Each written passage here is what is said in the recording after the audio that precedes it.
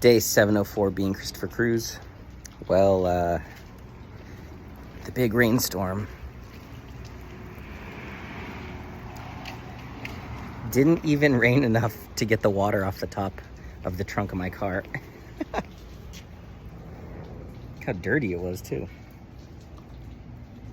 Like, it didn't even rain enough to have this water pour off. Look, it didn't even rain enough on the roof either to have it pour off.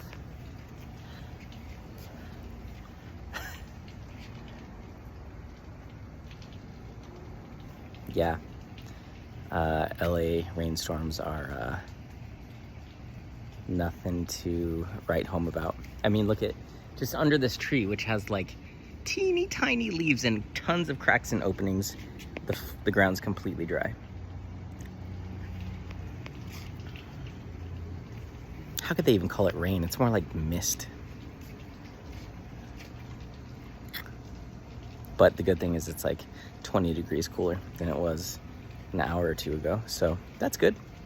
It's just, yeah, not really rainstorm. And I was looking on the map and it had like yellow, and yellow was like severe storm. And the severe was right above us on the map. And it was just like sprinkling.